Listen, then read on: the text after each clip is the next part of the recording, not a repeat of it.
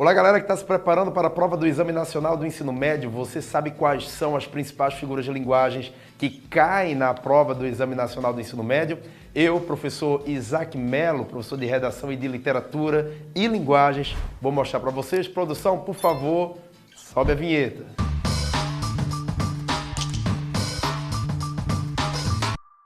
As figuras de linguagem que caem no Exame Nacional do Ensino Médio tem, por exemplo, a metáfora como uma das principais. Metáfora é uma figura de linguagem que consiste na soma de dois sentidos. Deixa eu deixar isso mais claro para vocês. Eu tenho um primeiro sentido, por exemplo, cachorro. Eu tenho um segundo sentido, por exemplo, rio. Esses dois sentidos na tua mente têm alguma coisa a ver? Na metáfora elas passam a significar algo muito importante. Prova disso é no poema do poeta pernambucano João Cabral do Melo Neto. Tem um poema desse grande escritor chamado O Cão Sem Plumas. É um poema dentro do qual o João Cabral versifica sobre o rio Capibaribe. Aí você pergunta, ora, como é que o nome do poema sobre o rio pode ser Cão Sem Plumas? João Cabral do Melo Neto usa exatamente da estratégia da metáfora, essa figura de linguagem tão importante que tanto cai nas provas do vestibular, sobretudo no Exame Nacional do Ensino Médio. Ele pega uma realidade, a realidade do rio Capibaribe, ele soma essa realidade a uma segunda realidade, que é justamente a de um cão, mas o susto aparece logo quando ele diz que esse cão não tem plumas. A pergunta que fica é, cão tem pluma? Para a linguagem artística, criativa, tem. E em João Cabral isso fica muito claro. Um cão sem plumas seria, por exemplo, uma metáfora de um cão que não tem beleza, de um cão que não tem elegância, de um cão que não tem limpeza. O rio Capibaribe, denunciado como cão sem plumas no poema do João Cabral, é mostrado exatamente dessa maneira. Se um cão corta uma rua, o rio corta cidades, como por exemplo do Recife. Se o rio Capibaribe está sujo, esse cão não tem a plumagem necessária para ser algo elegante. É por isso que a metáfora consiste na soma de duas realidades. Como vimos em João Cabral, aqui está o rio, aqui está o cão, ele soma e gera uma imagem belíssima que a gente chama de metáfora. É importante a gente não confundir metáfora com comparação, são duas coisas diferentes. Enquanto a metáfora consiste na soma dessas duas realidades, como eu mostrei no caso do poema de João Cabral, rio com cão, a comparação precisa de um elemento de coesão. Por exemplo, o rio é parecido com um cão. O rio é que nem um cão. O rio é parecido, é feito um cão. Esse termo que cola o rio com o cão, a gente parte a pensar de que se trata de uma comparação. Então, enquanto a metáfora soma, o rio é um cão, João é um leão, a comparação precisa colocar João é feito um leão, o rio é que nem um leão.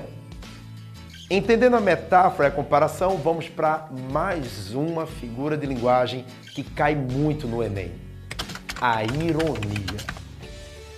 Para falar da ironia, deixa eu buscar lá no século XIX, um dos nossos principais escritores, o Machado de Assis. Machado de Assis escreve uma obra extremamente importante para a literatura brasileira, chamada Memórias Póstumas de Brás Cubas. Você em casa deve estar pensando a quem é dedicada essa obra. Brás Cubas, que é o narrador desse romance aí, a quem ele dedica? A mãe, ao pai, à avó? A quem? Olha a dedicação que Machado de Assis coloca na boca desse personagem narrador que é o Brás Cubas. Ao verme que primeiro roeu as frias carnes de meu cadáver, dedico com saudosas lembranças essas memórias póstumas. Ora, não foi a ninguém, como vocês podem perceber, nem ao pai, nem à mãe, nem a algum grande amor da vida de Brás Cubas. Foi ao verme. A ironia já começa por aí. É que a ironia é uma figura de linguagem que consiste em dizer o contrário do que se disse. Por exemplo, você já disse que alguém é tão bonitinho, fulaninho é uma flor, quebra nada, tendo quebrado tudo. Então, ironia diz o contrário do que se quer dizer. No caso do Machado de Assis, quando coloca Brás Cubas dedicando essa narrativa ao verme, fica muito claro que a ironia é: não quero dedicar a ninguém, eu prefiro ao verme, essa coisa insignificante, mas que teve a importância, pelo menos, de primeiro roer as frias carnes de meu cadáver. Como quem quisesse dizer, alguém teve importância na minha vida, e essa pessoa foi um verme. É ironia claramente colocada. Outra figura importante é para que a gente estude para o Exame Nacional do Ensino Médio: a antítese e também o paradoxo. Tem diferença. Enquanto o paradoxo é ideias contrárias, imagine o poema do Camões: amor é fogo que arde sem se ver, é ferida que dói e não se sente. Opa, vamos parar nessa ferida que dói e não se sente? Pense você que está aí me assistindo agora. Como é que uma ferida dói, mas não se sente? A ideia está contrária, não faz muito sentido. Na arte, na linguagem, no sentido figurado, que é de onde vem o termo figura de linguagem, faz todo sentido. Se dói, mas não sente, estamos diante de um paradoxo, ideias contrárias. Mas quando tem palavra contrária, agora é antítese. Por exemplo, bonito, feio, chato, legal, grande, pequeno. Percebeu a presença de palavra contrária? Estamos presente diante de uma figura de linguagem chamada antítese.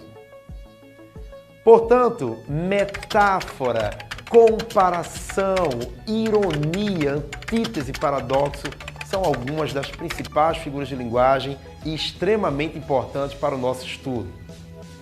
Se você gostou desse vídeo, se você gostou dessas explicações, curta este vídeo, segue a nossa página e um forte abraço para vocês. Excelentes estudos para todos.